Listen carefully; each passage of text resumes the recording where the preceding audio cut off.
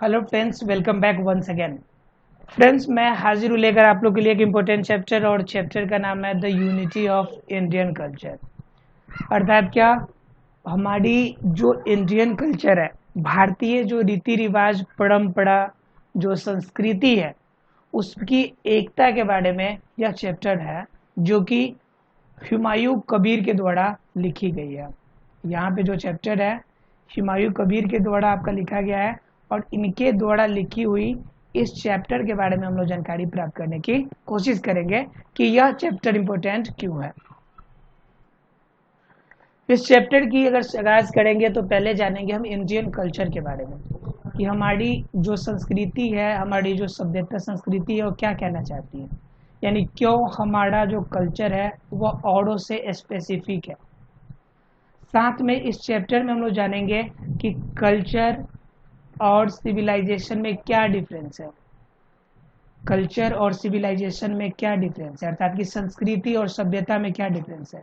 संस्कृति और सभ्यता, संस्कृति और सभ्यता के बारे में हम लोग जानने की कोशिश करेंगे कि इनमें क्या डिफरेंस है, और संस्कृति सभ्यता हमारे देश की जो है वह औरों से अलग या स्पेसिफिक कैसे है, औरों से अलग और स्पेसिफिक हमारी कैसे है, इनके बारे में जानने की कोशिश करेंगे। इस चैप्टर को स्टार्ट करने से पहले हम जानेंगे थोड़ा सा हुमायूं कबीर के बारे में, जिन्होंने ये चैप्टर को लिखा है या इनको आपके सामने प्रस्तुत करने की कोशिश करी है। तो पहले हुमायूं कबीर की बेसिक इन्फॉर्मेशन जान लीजिए कि ये कौन है और क्या इनकी आपकी खासियत है। तो कह रहा है Humayun Kabir was a famous poet. वास्तव में हुमायूं जो कबीर है वह एक प्रसिद्ध क्या है, कवि है, कवि थे। नोवेलिस्ट, एक उपन्यासकार भी थे। एसेइस्ट मतलब कि लेख लिखने वाला भी थे। And A renowned political thinker, और राजनीतिक विचारक भी थे। मतलब कह सकते हैं कि ये व्यक्ति मल्टी टैलेंटेड था, मल्टी टैलेंटेड था, अर्थात कि मल्टी डिसिप्लिनरी था, मल्टी टैलेंटेड था, या फिर सीधे शब्दों में कहें हम लोग तो ये मल्टी डिसिप्लिनरी था। कौन?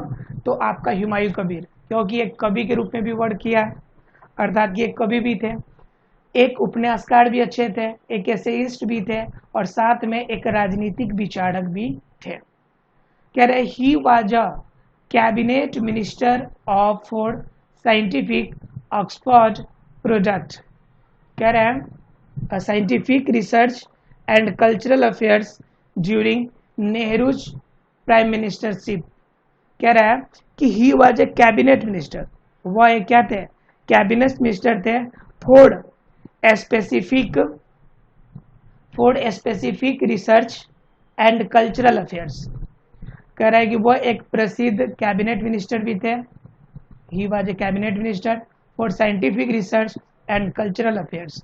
कह रहा है कि जो वैज्ञानिक रिसर्च होती है और कल्चरल अफेयर्स होते हैं, उनके आपके नेहरू के प्रधानमंत्री के दौरान वह इस रिसर्च सेंटर के रूप में या कल्चरल अफेयर के आपके कैबिनेट मिनिस्ट्री के रूप में वर्क किया। अब तो समझ में आ गया होगा कि कितना अच्छा नॉलेज रखते हैं, ताकि वो साइंटिफिक रिसर्च के लिए भी कैबिनेट मिनिस्ट्री में वर्क कर चुके हैं। यानी कह सकते हैं कि सिर्फ पॉलिटिकल लीडर नहीं, सिर्फ पोएट, नोवेलिस्ट, एसेइस्ट नहीं, बल्कि रिसर्च सेंटर और साइंटिफिक आपके क्षेत्र में, सिर्फ लिटरेचर के क्षेत्र में नहीं, बल्कि आपका साइंटिफिक और रिसर्च सेंटर में भी इनकी काफ़ी ज़्यादा समझ थी अच्छी। उसके बाद क्या, एन ऑक्सफोर्ड प्रोडक्ट, और हो भी कैसे नहीं, क्योंकि यह एक ऑक्सफोर्ड यूनिवर्सिटी के प्रोडक्ट थे। ओबियसली सी बात है कि टैलेंट इतना मेंटेन किया है, क्योंकि यह एक टैलेंटेड जगह से अपनी एजुकेशन सिस्टम जो है प्राप्त करके आया। He had the proud privilege of being elected president of the Oxford university student union. इतना ही नहीं, वह उस ऑक्सफोर्ड यूनिवर्सिटी के यूनियन लीडर भी बन चुके थे। समझिए कितना ज़्यादा टैलेंटेड थे कि वह ऑक्सफोर्ड यूनिवर्सिटी के यूनियन लीडर के रूप में भी चुने जा चुके थे। उसके बाद कह रहा है द प्रेजेंट पीस, जो यहाँ पे उपस्थित यह आपका भाग है, is an adapted version of Humayun Kabir's lecture delivered in Baroda university. Baroda university में इन्होंने एक स्पीच दिया था। बड़ौदा के यूनिवर्सिटी में यानी बड़ौदा यूनिवर्सिटी में एक स्पीच दिया था और उस स्पीच के एक छोटे से अंश को एक चैप्टर के रूप में यहाँ पे आपका प्रस्तुत किया गया है। उसके बाद क्या, the lecture focuses on the glorious past of India's culture and it's rich heritage. ठीक है, कह रहा है कि यह लेक्चर जो है मेनली फोकस करता है, किस पे फोकस करता है, तो इंडिया के कल्चर पर, यानी कि भारत की जो संस्कृति है वह संस्कृति कितनी खास है, इन पे क्या करता है, इस चीज को यह आपका प्रस्तुत करने की कोशिश करें अपने इस चैप्टर के माध्यम से। ठीक है, उसके बाद क्या कि आपका उसके साथ में रिच हेरिटेज, जो देश की आपकी क्या है, एक विशिष्टता है, हमारे देश के जो विलक्षण गुण है, यानी कि हेरिटेज का मतलब होता है एक देश की चिरकालिक तथा महत्वपूर्ण परंपराएं और विशेषताएं, या कोई संस्कृति या धरोहर, या समझ लीजिए कि विरासत, कि हमारी जो संस्कृति और विरासत है कितना अधिक अच्छी है, इनके बारे में इस चैप्टर में इन्होंने फोकस करने की कोशिश की है। It precisely reflects Kabir's love and faith in the greatness of his motherland. वह उन्होंने अपनी जन्मभूमि के बिल्कुल एक कीमत को बताते हुए, उनकी एक मतलब खासियत को बताते हुए, और साथ में अपने इस जन्मभूमि के लिए अपने प्रेम और विश्वास को दिखलाते हुए इस चैप्टर में प्रस्तुत किए हुए हैं अपना अंश। क्लियर है, सीधे शब्दों में कहे कि यहाँ पे बड़ौदा यूनिवर्सिटी में इन्होंने जो अपना भाषण दिया, वास्तव में वो यूनिवर्सिटी में भाषण का क्या मतलब है, कि भाषण का मतलब मेन यही है कि ये हमें बताना चाहते हैं कि देश के अंदर हमारे देश में क्या खासियत है जो औरों देश से हमें अलग बनाती है, हमारे अंदर वो कौन सी स्पेसिफिक पिलर है जिनके वजह से हम औरों से अलग है, हमारी एकता इस अखंडता में भी कैसे बनी हुई है। हमारे देश में अलग अलग जाति के, अलग अलग प्रकृति के लोग रहते हैं, अलग अलग परंपरा रीति रिवाज के लोग रहते हैं, इनके बावजूद सब में यूनिटी कैसे है, इनके बारे में इन्होंने इस चैप्टर में बताने की कोशिश करी है। चलिए इसी आधार पे एक छोटा सा आपका ग्रुप डिस्कशन का पॉइंट मिल रहा है आपको, जिसपे आपको विचार करने हैं। कह रहा है, हैव यू एवर फाउंड, क्या कभी आपने ऐसा पाया है, people of another community participating in your festival और vice versa narrate your experience. क्या कभी आपने ऐसा पाया है कि अलग कम्युनिटी के लोग, यानी आपके कम्युनिटी के नहीं है, किसी अन्य समुदाय के लोग आपके समुदाय में आकर, आपकी कम्युनिटी में आकर और पार्टिसिपेट किए हो, और उन्होंने, या फिर आप किसी अन्य कम्युनिटी में जाके पार्टिसिपेट किए हो, ऐसा कभी हुआ है क्या? अगर हुआ है तो वर्णन कीजिए। कम्युनिटी के रूप में सीधे शब्दों में देखते हैं कि अगर हिंदू का कोई पर्व हो तो उसमें आकर कोई मुस्लिम शामिल हो, कोई मुस्लिम का पर्व हो उसमें जाकर हिंदू शामिल हो, तो यह आपका प्यार मोहब्बत का जो यह किस्सा होगा कितना रोचक होगा, कितना अच्छा होगा, और कैसा आप अनुभव करते हैं इसमें, इस एकता की भावना को कितना बेहतर तरीके से आप महसूस करते हैं। इस बेहतर तरीके से महसूस जो करते हैं उसका आपको क्या करना है, वर्णन करना है, नरेट करना है, आप अपने अनुभव को साझा करना है। क्लियर है? चलिए इन बातों को तो आपका व्यक्तिगत राय होगी, उन पे आप चर्चा कर सकते हैं। चलिए अब आगे देखते हैं। कह रहा है आपको आगे चैप्टर में the unity of Indian culture, मतलब कि इस चैप्टर की हम आगाज करेंगे और उस चैप्टर का नाम क्या है, the unity of Indian culture, अर्थात क्या, भारतीय संस्कृति की एकता। ठीक है, भारतीय संस्कृति की क्या एकता है या क्या अखंडता है, इनके बारे में कह रहा है। Till recently the Aryans were regarded as the earliest invaders of the land. Till recently यानी अभी तक, the Aryans were regarded as the earliest invaders of the land, सबसे पहला जो हमारे देश पे आक्रमण के रूप में जाने जाते हैं वो कौन थे, आर्यंस थे। आर्यंस को माना जाता था कि सबसे प्राचीन, सबसे पहले हमारे देश पर अटैक करने वाला, आपका आक्रमण करने वाला आपका व्यक्ति के रूप में, ग्रुप के रूप में आर्यंस को माना जाता था। और क्या, इट वाज थॉट, और ऐसा लोगों का विचार भी था, that they came to a country which was uncivilised, कि ऐसा माना जाता है कि जब आर्यन यहाँ पर आए तो हमारा देश क्या थे, आर्यन करे, इट वाज थॉट, ऐसा माना जाता है, that they came to a country which was uncivilised, ऐसा माना जाता है कि आर्यन जिस कंट्री में, अर्थात कि जिस इंडिया में आए थे, उस समय यह इंडिया सभ्य नहीं था बल्कि असभ्य प्रकृति का था। यहाँ पे अपनी कोई रीति रिवाज, कोई अपनी परंपरा नहीं थी, एक असभ्य कंडीशन में हमारा यह समाज होता था, ऐसी लोगों की मान्यता है। और क्या, सिविलाइज्ड एंड बारबेरियन, और ये यहाँ के रहने वाले लोगों की प्रकृति क्या थी, बारबेरियन थी, अर्थात कि जंगली प्रकृति के थे, मतलब न रहने सहने का, न बोलने का, न कपड़े पहनने का, किसी भी चीज का ढंग नहीं था। बट लेकिन modern research has proved that there were invaders even before the Aryans poured into this land। कह रहा है कि लेकिन मॉडर्न रिसर्च कहता है कि आर्यन से पहले नहीं, उससे पहले भी आक्रमण करने वाले जो लोग थे, उनसे पहले भी हमारा देश जो था वह सिविलाइज्ड था। हमारा देश अनसिविलाइज्ड नहीं था, हमारा देश जंगली और कुव्यवस्था वाला जगह नहीं था, बल्कि हमारा देश एक सिविलाइज्ड, एक सभ्य प्रकृति का था। उसके बाद कह रहा है, they had evolved a civilization higher than that of an Aryan hordes who came in their wake. कह रहा है, they had evolved a civilization, जिनमें शामिल है सभ्यता को, यानी कि यहाँ की सभ्यता higher than that of Aryans hordes who came to their wake, यानी जब आर्यन को होश हुआ, इस देश में आए, आक्रमण करने के लिए आए, उनसे कहीं ज्यादा बहुमूल्य सिविलाइजेशन हमारे देश में पहले से उपस्थित थे। ये कौन कहना चाहते हैं, ये आपका हुमायूं कबीर इन विचार पे अपने विचार रखना चाहते हैं। कह रहा है, these pre-Aryans had displaced a still earlier people and built up new civilization। ये क्या कि ये कह रहा है कि प्री आर्यंस, जो पहले जो आर्यन आए, क्या कि यहाँ के जो सिविलाइजेशन थे, यहाँ की जो सभ्यता थी, इनको चाहे कि इनको हम क्या कर दे, हटा दे, और यहाँ पे नई अपनी सभ्यता बना ले। और क्या, which has astonished modern scholars bye it's extent and depth.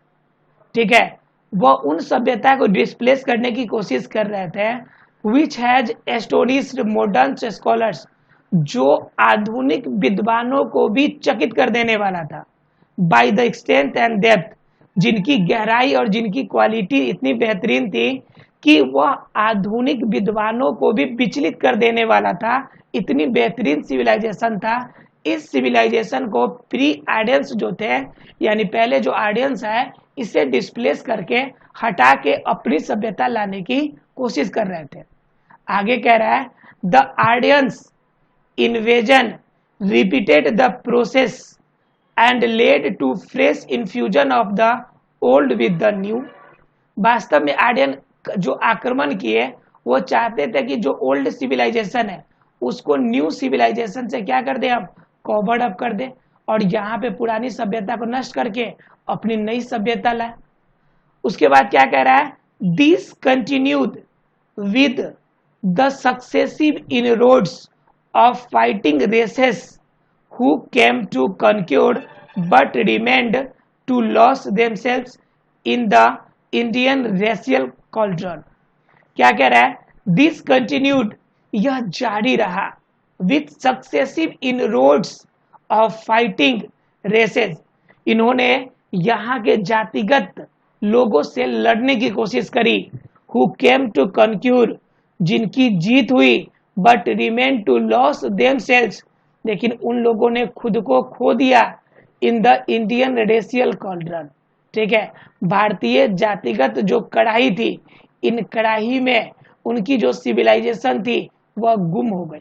मतलब क्या कि यहाँ पे बाकी सभी रूप में तो अपनी सभ्यता संस्कृति जो प्राप्त करना चाहते थे, उनमें तो कामयाबी इनको मिल रही थी, लेकिन यहाँ की जो जातिगत विचारधारा थी, जो यहाँ पे इतने ज्यादा विविधता थी, इस विविधता में अपने आप को क्या कर पाए, एडजस्ट नहीं कर पाए ये लोग। The Greek invaders were followed by sharks, Hund's and the 100 other nameless tribes. कह रहा है कि आपका ग्रीक इन्वेडर्स में कुछ शामिल थे, जैसे शक वंश वाले थे, हुन वंश वाले थे। इसके अलावा सैकड़ों जो थे बिना नाम के प्रजातियां ने इस देश पर आक्रमण किया और आक्रमण करके अपनी नई सभ्यता और संस्कृति लाने की कोशिश किए। They all appeared on the scene as victors but were soon absorbed in the ranks of the vanquished। सभी का यहाँ पर विजय हुआ, लेकिन यहाँ की सिविलाइजेशन को, सभ्यता को आपकी बदलने में उनको कामयाबी नहीं मिली। वह खुद को ऑब्जर्व कर पाए, खुद ही उसमें खो गए जब यहाँ की संस्कृति और सभ्यता में परिवर्तन होने की बात हुई।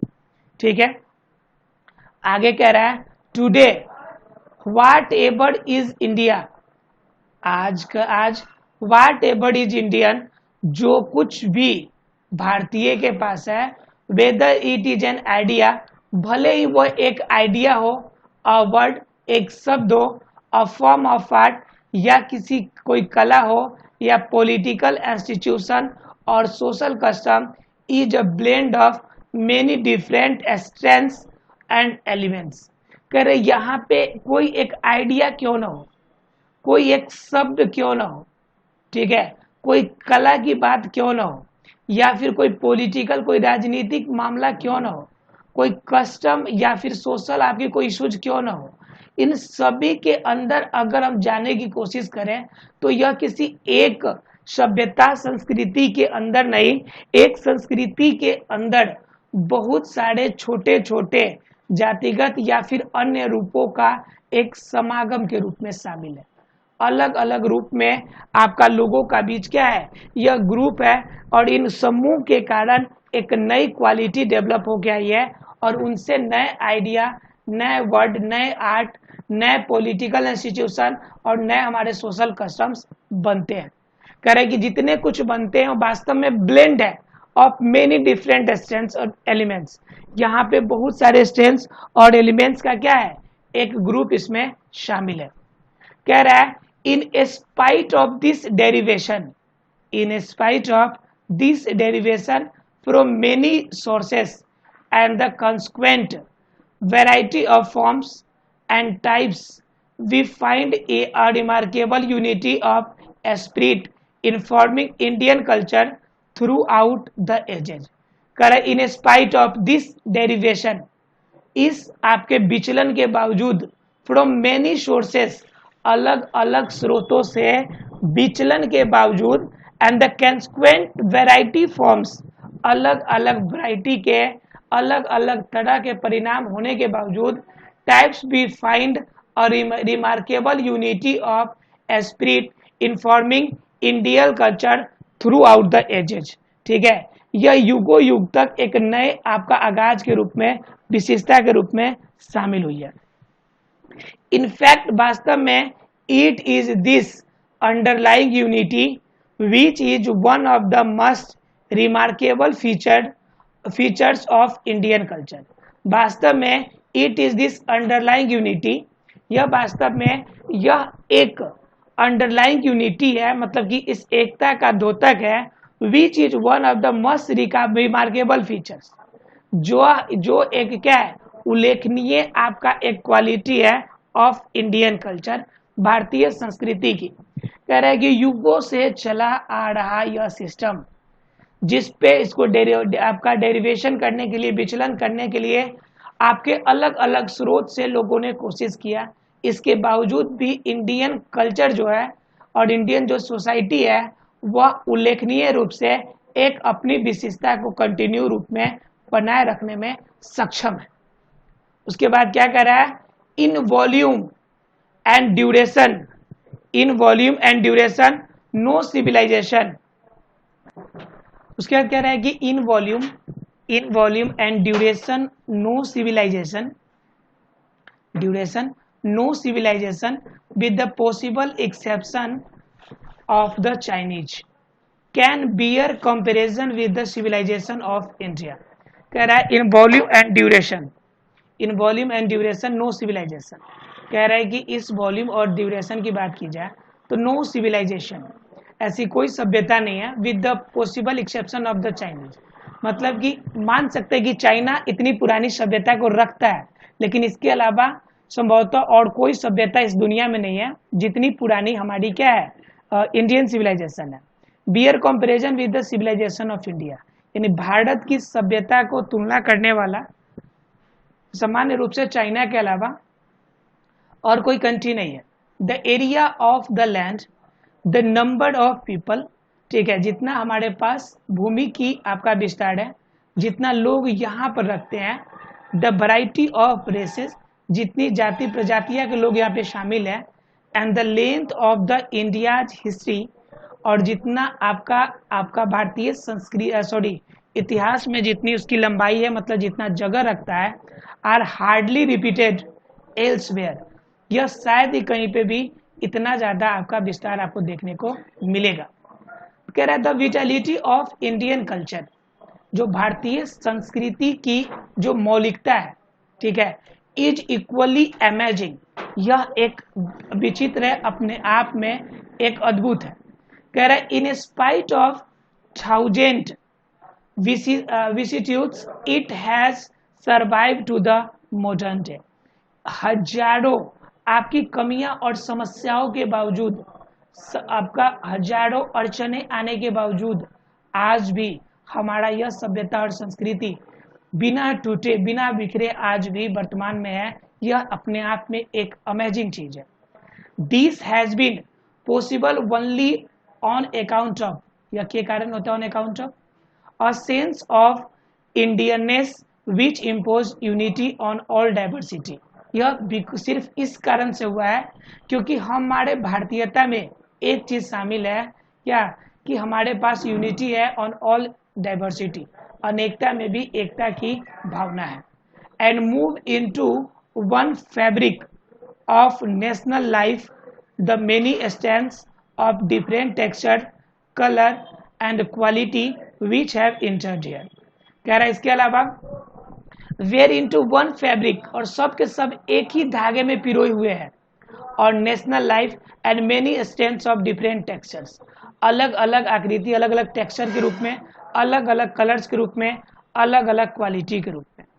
The ancient world threw up fine flowers of civilisation in many lands, अलग अलग आपके जगह पे, अलग अलग लैंड्स पे आपके क्या थे, यह इंडियन सिविलाइजेशन के फूल खिले थे। कह रहा है ancient world threw up fine flowers of civilisation in many lands, अलग अलग देशों में अलग अलग भूमि पर यह सिविलाइजेशन के नए नए फूल बहुत सारे खिले थे।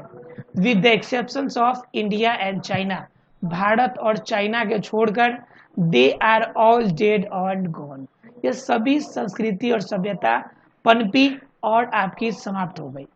It is only in India and the some extent in China, सिर्फ भारत में और कुछ भाग चाइना में, that the old civilisation and culture have grown and changed, but even grown change the expense of underlying unity. ठीक है, यह generally India में या फिर कह लें कि कुछ भाग चाइना के कल्चर में आपके यह लोग शामिल है, जो क्या करता है कि अंडरलाइंग यूनिटी, जो हमें एकता को दिखलाता है। दिस हैज बीन पॉसिबल, यह संभव है only through the capacity of readjustment exhibits by the Indian society, और ये इतनी संभव इसलिए है क्योंकि यह क्वालिटी है रीएडजस्टमेंट की। कहाँ की क्वालिटी है? रीएडजस्टमेंट की क्वालिटी आपकी इंडिया की जो है, इसी क्वालिटी के बदौलत ही ऐसा होना संभव हो पाया है।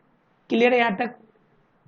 मतलब क्या कहना चाहते हैं कि इंडिया पूरी दुनिया की आपकी क्वालिटी में अगर किया जाए, पूरी दुनिया में अगर हम तुलना कर सकें, तो इंडिया की आपकी कल्चर जो है वह सबसे पुरानी है और आज तक कंटिन्यू, अर्थात कि मॉडर्न एज तक कंटिन्यू बनी हुई है। संभवतः हम ये भी कह सकते हैं कि चाइना के अंदर भी कुछ ऐसे पार्ट हैं जिनकी संस्कृति या सभ्यता आपकी ओल्ड वर्जन में आती है, लेकिन यह ओल्ड वर्जन भी आपके इंडिया की कंपैरिजन करने में इसके अलावा और कोई भी कंट्री नहीं है जो इंडिया से क्या कर सके, कंपेयर कर सके इस क्वालिटी को। यहाँ तक क्लियर है। अब इसके आधार पर कुछ क्वेश्चन है वो देखने की कोशिश हम लोग करेंगे। अब इनके कोशिश में क्या देखने की करेंगे हम लोग कि इसमें पहले ट्रू फॉल्स करना है कि क्या सही है क्या गलत है, इनमें हम लोग जानने की कोशिश करते हैं। पहला क्वेश्चन क्या कह रहा है, पहला क्वेश्चन कहता है आपका कि the vitality of Indian culture is not amazing.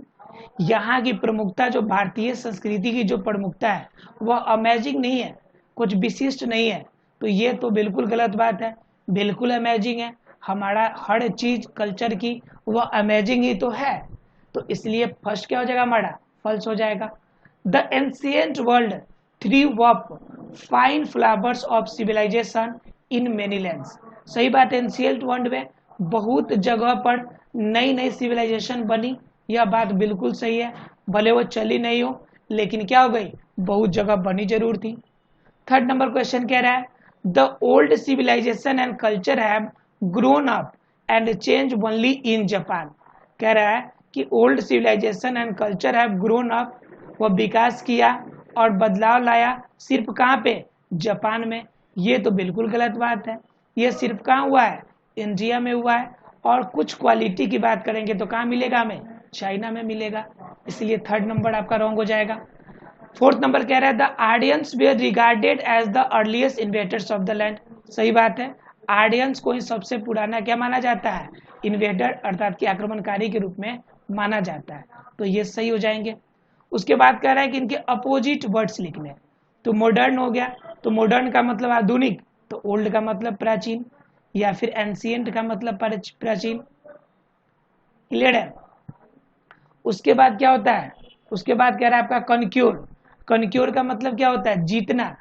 तो लॉसेस का मतलब क्या हो जाएगा, हार्ड हो जाएगा। ठीक है, लूज का मतलब हार्ड हो जाएगा। ठीक है, या फिर डिफीट का मतलब हार्ड हो जाएगा, पराजय। क्लियर।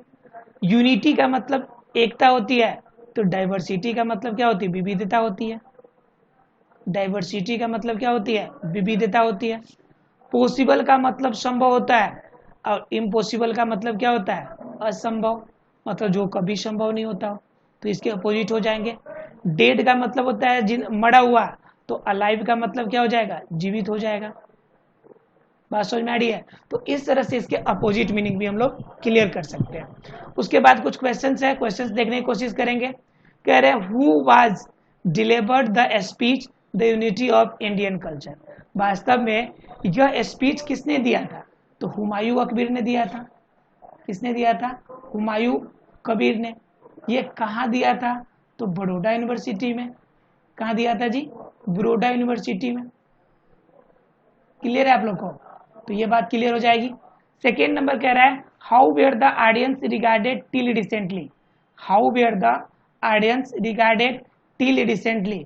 आज से पहले आर्यन को किस रूप में रिगार्ड किया गया था, कि सबसे पहले जब ये आए थे उस समय हमारा कंट्री कैसा था, अनसिविलाइज था।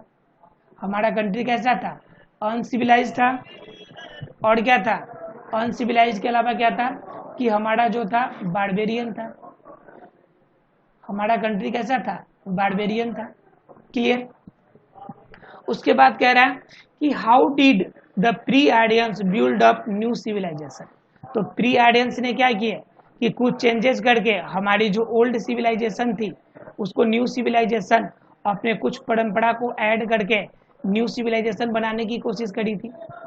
उसके बाद फोर्थ नंबर कह रहा है what according to the author, यानी कि लेखक के अनुसार, is the most remarkable feature of Indian culture. भारतीय संस्कृति की सबसे ज्यादा प्रमुख चीज क्या है, तो सबसे प्रमुख चीज है कि यहाँ की इंडियन सोसाइटी का readjustment capacity. Readjustment capacity, right. इसके अलावा क्या क्वालिटी है जी आपका, रीएडजस्टमेंट के अलावा क्या क्वालिटी यहाँ पे, यहाँ पे यूनिटी इन डाइवर्सिटी। अनेकता में भी एकता, यूनिटी इन डाइवर्सिटी, ठीक है, विविधता में भी एकता, ठीक है, इसकी क्वालिटी हो गई।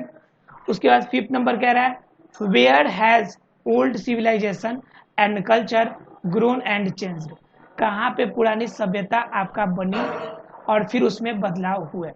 तो सबसे पुरानी सभ्यता की बात की जाए तो इंडिया में, सबसे पुरानी सभ्यता कहाँ बनी, इंडिया में, और आपका कुछ एक्सटेंट के रूप में देखेंगे तो कहाँ बनी, चाइना में। तो इस तरह से यहाँ तक हमने इंडियन सिविलाइजेशन के बारे में जानने की कोशिश करी। अब जानेंगे हम लोग अगले क्लास में इसके आगे के बाकी पार्ट को कि इंडियन सिविलाइजेशन के बारे में कहना क्या चाहता है। तब तक के लिए आप हंसते रहिए, मुस्कुराते रहिए। Thank you very much.